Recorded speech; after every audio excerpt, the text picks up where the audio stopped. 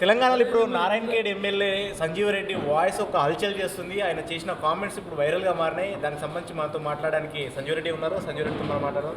సంజీవ్ రెడ్డి గారు చెప్పండి, మీ ప్రభుత్వానికి సంబంధించి మీరు చేసిన కామెంట్స్ ఈరోజు వైరల్గా మారుతున్నాయి. అసలు ఏ సందర్భంలో ఏ ఉద్దేశంతో కామెంట్స్ చేశారు? ఎవరో టీఆర్ఎస్ అనామకులు ఏదో కార్యకర్త అనుకొని రాత్రి 11 గంటలకు వారం రోజుల క్రితము ఫోన్ లేపితే మాట్లాడాడు. ఆయనకు అవసరాలన్నీ చెప్తే జవాబు చెప్పడం జరిగింది. తర్వాత నీళ్ళ గురించి అడిగితే నీళ్ళ గురించి కూడా మా ప్రభుత్వం ఖచ్చితంగా బడ్జెట్ రిలీజ్ చేసింది. కొన్ని పనులు కొనసాగుతున్నాయి, ఇంకా కూడా బడ్జెట్ రిలీజ్ అవుతుందంటే ఎప్పుడవుతుంది అని చెప్పేసి రేపా ఎల్లుండి ఆయన అడుగుతాడు. ఆయన అడిగితే రేపా ఎల్లుండి అది గ్యారంటీగా చెప్పలేమో, ప్రభుత్వాలు విడతల వారికి ఇస్తూ ఉంటాయని నేను చెప్పిన. మీరు ప్రభుత్వంలో అఫిడవిట్ ఇచ్చారు కదా, మరి మీరు 6 గ్యారంటీలు అంటే అవునా విడతల వారీగా చేస్తూ ఉన్నాం మేము అని చెప్పేసి అద్వాన్ అనగానే ఏదో బురదల కార్యక్రమం చేస్తూ ఉన్నాడు. రాజకీయం చేసేందుకు ఆయనకి ఏం నీళ్ళు అవసరం లేవు. వాళ్ళ ఊర్లో నీళ్ళు కూడా సఫిషియెంట్ ఉన్నాయి. ఈ కార్యకర్త అడిగిన ఊర్లో నీళ్ళు కూడా సఫిషియెంట్ ఉన్నాయి. ఆయన టీఆర్ఎస్ వాళ్ళ సర్పంచ్ వాళ్ళ మదర్ అక్కడ, కాబట్టి ఈ బురద జల్లే కార్యక్రమం రాజకీయం చేయాలనే ఉద్దేశంతో చెప్పడం జరిగింది. కానీ మీరు చేసిన కామెంట్స్ ప్రభుత్వంలో ఏది కూడా గ్యారంటీ ఇవ్వలేము, ప్రభుత్వంలో చెప్పడం నమ్మశక్యంగా లేదంటూ కూడా చేసిన కామెంట్స్ అనేది ప్రతిపక్షాలు కూడా విమర్శలు చేస్తున్నారు. అదే చెప్తున్నారు కదా, దాన్నే వక్రీకరించి చెప్తా ఉన్నారు. నేను చెప్పిన సందర్భం వేరు. ఎందుకంటే ఆయన ఇరిటేట్ చేస్తే ఖచ్చితంగా చెప్తాం. ఆయనకు ఆ రాత్రి అఫిడవిట్ గురించి మాట్లాడవలసిన అవసరం అది. ఆయన సమస్యతో చెప్పుకుంటే ఖచ్చితంగా రెస్పాండ్ అవుతా. అది కాకుండా నువ్వు మీ ప్రభుత్వం అది ఇచ్చింది ఇది ఇచ్చిందంటే ఎందుకు దానికి? కాకపోతే ఒక ప్లాన్ ప్రకారం పకడ్బందీ ప్రకారం ఇంకోటి రికార్డ్ చేస్తాడు. ఈరోజు రేపు అన్నీ కామన్గా రికార్డ్ అయిపోయినాయి. అయినా నేను కూడా ఏం భయపడా. నేను చాలా మటుకు ఓపెన్గానే వాట్సాప్ కాల్ కాకుండా రెగ్యులర్గా మాట్లాడేస్తూ ఉంటాను. నాకు ఎందుకంటే ఏం భయం లేదు. నాకు నేను ముక్కుసూటిగా మాట్లాడుతూ ఉంటాను.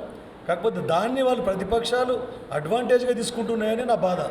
ఇంత మంచిగా ఇంత డెవలప్మెంట్ చేస్తూ ఉంటే నియోజకవర్గంలో నేను పోయిన మంత్రుల దగ్గరికి పోయినా, ముఖ్యమంత్రి గారి దగ్గరికి పోయినా ఎప్పుడు కాదనకుండా అన్నీ నాకు బడ్జెట్ ఇస్తూ ఉంటారు. అట్లాంటిది నియోజకవర్గంలో కూడా గత ప్రభుత్వంలో అన్ని వాళ్ళు పెట్టిపోయిన సమస్యలన్నీ తాగునీటి సమస్యలు ఒకటిగా అన్నీ సాల్వ్ చేసుకుంటూ వస్తూ ఉన్నాను. అయినా కూడా మళ్ళీ వీళ్ళు రాజకీయం చేస్తే దాన్ని నేనేం చేయలేను. ఇంకా అంటే ఇప్పుడు అతను కావాలని చేశాడు అంటున్నారు. రాత్రి 11 గంటల టైంలో మీకు ఫోన్ చేశాడు అంటున్నారు. అతని పైన కావాలని పైన చేసిన అతని పైన ఏమైనా యాక్షన్ తీసుకున్నా ప్రభుత్వ పరంగా మీరు ఎట్లా ముందుకెళ్తున్నారు? నా గురించి ఏం కామెంట్ చేసినా నాకు బాధ లేదు. ఎందుకంటే నియోజకవర్గంలో సంజీవ్ రెడ్డి ఎమ్మెల్యే ఎటువంటి వాడు, ఎంత కష్టపడే తత్వం అనేది నా నియోజకవర్గ ప్రజలకు అందరికీ తెలుసు.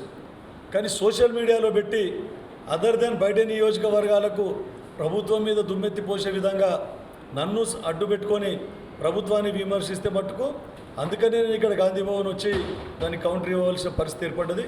నా నియోజకవర్గ ప్రజలకు నా గురించి బాగా తెలుసు. కానీ సోషల్ మీడియాలో దీన్ని అడ్వాంటేజ్ తీసుకొని ప్రతిపక్ష పార్టీలు ప్రభుత్వాన్ని ఇరుకునబెట్టే ప్రయత్నం చేస్తూ ఉన్నారు.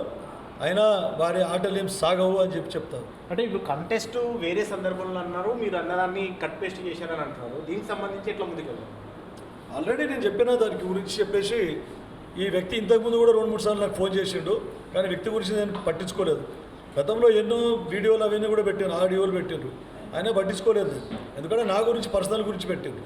నా పర్సనల్ గురించి పెడితే నా ఇమేజ్ పోతే కూడా నాకేం పర్వాలేదు, ఎందుకంటే ప్రజలకు తెలుసు. కానీ దీన్ని అడ్డం పెట్టుకొని ప్రభుత్వంను మీద విమర్శిస్తూ ఉన్నారు. కాబట్టి దాన్ని చట్టపరంగా చర్య తీసుకోవాలని చెప్పేసి నేను పోలీస్ డిపార్ట్మెంట్ని సంప్రదించి కంప్లైంట్ కూడా ఇవ్వడం జరిగింది. అని ఎవరో ట్రేస్అవుట్ చేయమన్నా ట్రేస్అవుట్ చేసిండ్రు. చేస్తే టీఆర్ఎస్ సర్పంచ్ కొడుకు అని కూడా తేలింది.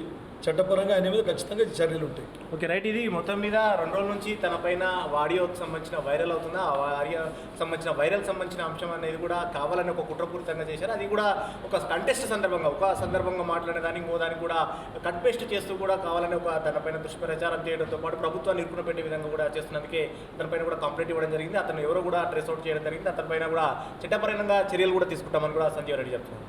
కెమెరామెన్ రవీందర్తో ప్రతాప్, టీవీ హైదరాబాద్.